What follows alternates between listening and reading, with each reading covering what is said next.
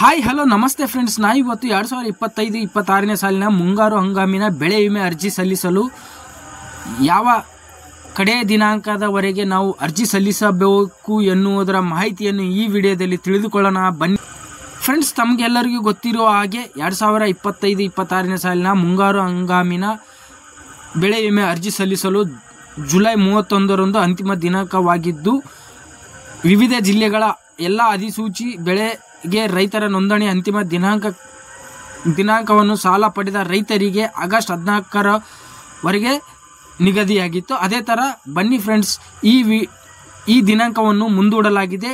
ಆ ದಿನಾಂಕ ಯಾವ ದಿನಾಂಕದವರೆಗೆ ಮುಂದೂಡಲಾಗಿದೆ ಎನ್ನುವುದರ ಮಾಹಿತಿಯನ್ನು ಪಡೆಯೋಣ.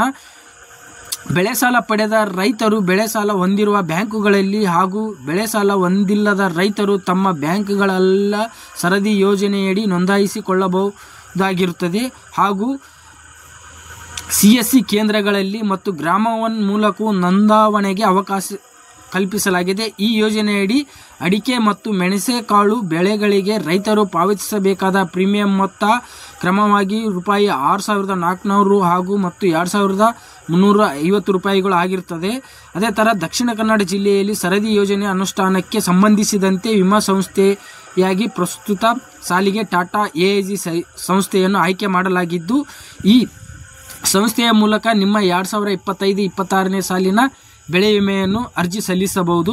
ಅದೇ ಥರ ಕಡೆಯ ದಿನಾಂಕ ತಿಳಿದುಕೊಳ್ಳಬೇಕಾದರೆ ಈವರೆಗೆ ಯೋಜನೆಯಡಿ ನೋಂದಾಯಿಸಿಕೊಳ್ಳದ ರೈತರು ತುರ್ತಾಗಿ ಸರದಿ ಯೋಜನೆಯಡಿ ನೋಂದಾಯಿಸಿಕೊಂಡು ಯೋಜನೆಯ ಸದುಪಯೋಗ ಪಡೆದುಕೊಳ್ಳಬೇಕು ಹಾಗೂ ಯೋಜನೆಯಡಿ ನೋಂದಾಯಿಸಿಕೊಂಡ ಯೋಜನೆಯ ಸದುಪಯೋಗ ಪಡಿಸಿಕೊಳ್ಳಬೇಕು ಹಾಗೂ ಯೋಜನೆಯ ಬಗ್ಗೆ ಹೆಚ್ಚಿನ ಮಾಹಿತಿಗಾಗಿ ಟಾಟಾ AIGಯ ಸಂಸ್ಥೆಯನ್ನು ಸಂಪರ್ಕಿಸಬಹುದು ಮತ್ತು ತೋಟಗಾರಿಕೆ ಇಲಾಖೆಗಳನ್ನು ಸಂಪರ್ಕಿಸಬಹುದು ಅಥವಾ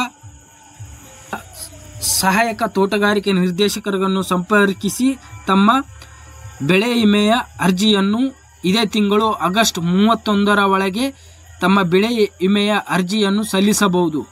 ಇದೇ ಥರ ಈ ತಿಂಗಳು 31ರ ಒಳಗೆ ಬೆಳೆ ವಿಮೆಯ ಅರ್ಜಿಯನ್ನು ಸಲ್ಲಿಸಲು ಅರ್ಜಿ ಆಹ್ವಾನಿಸಲಾಗಿದ್ದು, ರೈತರು ತಮ್ಮ ಬೆಳೆ ವಿಮೆಯನ್ನು ಅರ್ಜಿ ಸಲ್ಲಿಸಿ